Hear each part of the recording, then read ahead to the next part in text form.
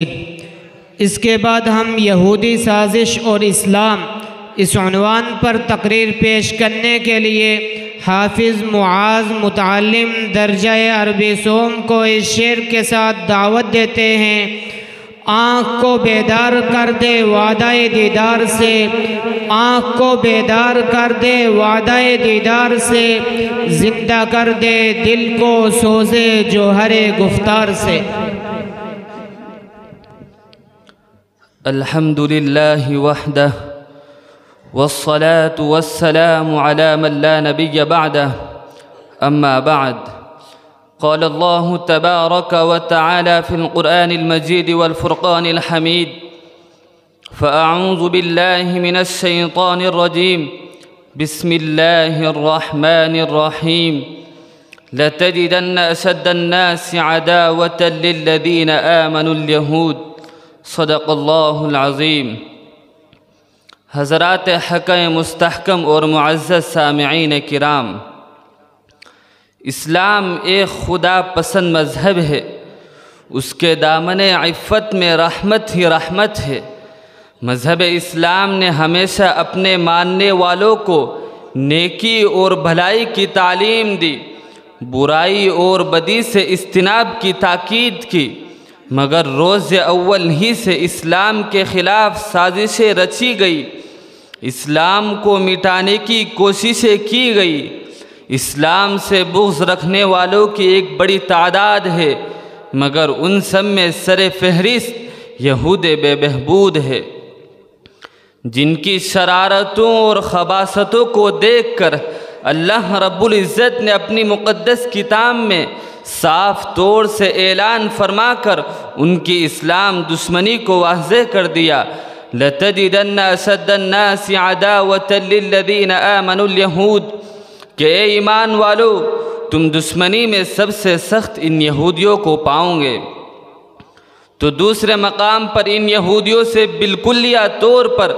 دور رہنے کی تاکید کرتے ہوئے فرمایا: یا ایہا الذین آمنوا لا تتخذوا اليہود والنصارى اولیاء، کہ مومنو تم ان یہود و نصارہ کو اپنا دوست نہ بناؤ۔ جی ہاں، سچ فرمایا رب کعبہ نے کہ یہودی مخالفین دین اور دشمن اسلام ہیں، ان کی زندگی کا مقصد مخالفت اسلام ہے، جس کی بنا پر وہ ہمیشہ مذہب اسلام کے خلاف سازشیں رچتے رہتے ہیں۔ کبھی تو خود خالق کائنات کی شان میں زبان درازی کر دی، قالت الیہود ید اللہ مغلولہ، تو کبھی پیغمبر اسلام خلاصہ کائنات حضرت نبی اکرم صلی اللہ علیہ وسلم کو آخر نبی جاننے کے باوجود ان کے نبی آخر الزماں ہونے کی نفی کر دی، تو کبھی اسلامی تعلیمات کے خلاف آواز اٹھاتے ہوئے اپنی عداوت کا کھلم کھلا مظاہرہ کیا۔ سامعین کرام، ان یہودیوں نے اسلامی تعلیمات کے خلاف بے شمار سازشیں رچی، چنانچہ مذہب اسلام نے وَاعْبُدُوا اللَّهَ وَلَا تُشْرِكُوا بِهِ شَيْئًا کہہ کر ایک معبود کی عبادت کرنے کی تعلیم دی۔ قُلْ هُوَ اللَّهُ أَحَدٌ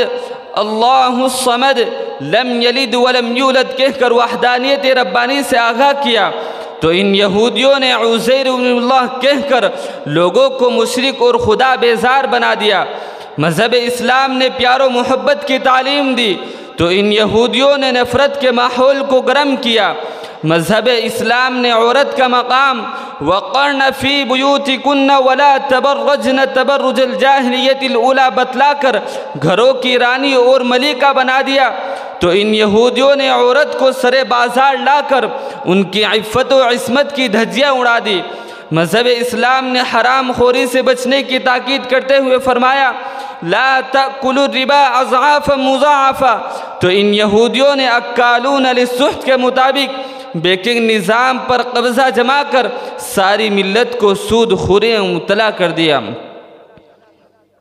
مذہب اسلام نے شراب نوشی سے اجتناب کا حکم دیتے ہوئے فرمایا: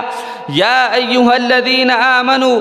انما الخمر والمیسر والانصاب والازلام رجس من عمل الشیطان کہہ کر سال معاشرے کی بنیاد ڈالی، تو ان یہودیوں نے شراب کو آب حیات اور جوئے کو کثرت مال کا ذریعہ قرار دے کر لوگوں کو برائیوں میں مبتلا کر دیا۔ مذہب اسلام نے ان اللہ لا یحب المفسدین کہہ کر مسلمانوں کو فتنہ و فساد سے بچے رہنے کی تاکید کی، تو ان یہودیوں نے خود مذہب اسلام اور مسلمانوں پر دہشت گردی کا لیبل چسپا کر کے اپنی اسلام دشمنی کا علانیہ ثبوت پیش کیا۔ غرض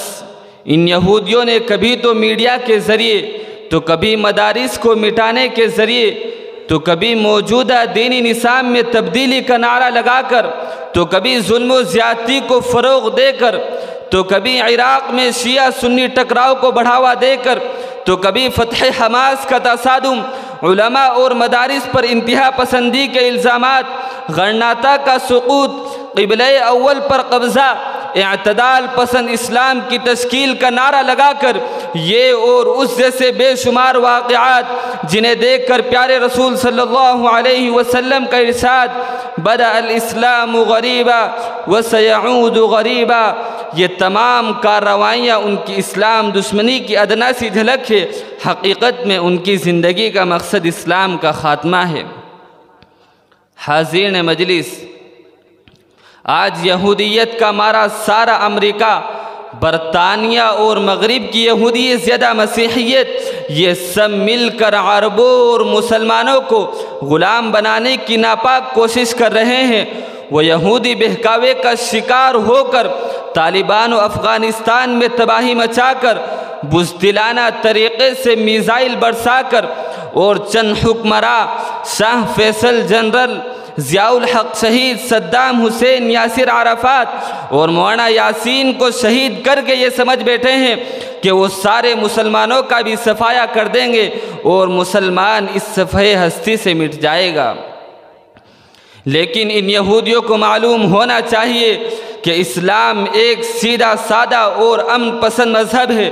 وہ پتھر کا جواب پھول سے دیتا ہے، اور یہ بھی جان لو کہ اللہ فعال لما یرید ہے، وہ جو چاہتا ہے ضرور ہو جاتا ہے۔ اللہ تمہاری ناپاک سازشوں کو ضرور ناکام کرے گا اور تمہیں اپنے کیے کا پتہ چل جائے گا۔ سارے ایام ایک جیسے نہیں ہوتے، اللہ دنوں میں تبدیلی کرتا رہتا ہے۔ تلک الایام نداولها بین الناس، آج تمہارا زور بازو مضبوط ہے، مگر یاد رکھو ہم کمزور سہی مگر ایمانی صلاحیت و لیاقت سے مضبوط ہے۔ ہم میں جوش ایمانی اور جلال ایمانی آج بھی موجود ہے۔ تم اسلام کے خلاف سازشیں رچتے رہو گے، اللہ بھی تدبیریں کرتا ہے۔ انہم یکیدون کیدا واکید کیدا، اے یہودیو تم ذلیل و خوار ہو کر رہو گے۔ ملت اسلامیہ کے غیور نوجوانوں، تمہیں گھبرانے اور خوف کرنے کی ضرورت نہیں ہے۔ پیارے اللہ نے اپنی سچی کتاب میں تمہارے لیے ہی خوشخبری سنائی ہے، وَلَا تَهِنُوا وَلَا تَحْزَنُوا وَأَنْتُمُ الْأَعْلَوْنَ إِن كُنتُم مُؤْمِنِينَ، کہ تم ہی سر بلند رہو گے بشرطے کہ تمہارے اندر ایمان کامل ہو۔ لہٰذا تمہیں بھی غفلت، شعاری، تجاہل و بے دینی اور خدا بیزاری سے پرہیز کرنا ہوگا، اور یہودی سازش کو جان کر وَلَن تَرْضَىٰ عَنْكَ الْيَهُودَ وَلَا النَّصَارَىٰ حَتَّىٰ تَتَّبِعَ مِلَّتَهُمْ، والی یہودی سازش کو ناکام بناتے ہوئے یہ کہنا ہوگا، ظالم یہ چاہتا ہے کہ پہچان چھوڑ دیں ہم، گھبرا کے ہم رسول کا فرمان چھوڑ دیں، مرنا ہمیں منظور ہے مر جائیں گے مگر ممکن نہیں کہ دولت ایمان چھوڑ دے۔ اللہ تعالیٰ سے دعا ہے کہ اللہ تعالیٰ ہمیں کامل ایمان نصیب فرمائے اور یہودی سازش سے ہماری حفاظت فرمائے۔ وآخر دعوانا ان الحمد للہ رب العالمین۔ اللہ تعالیٰ موصوف کو ترقیات سے مالا مال فرمائے۔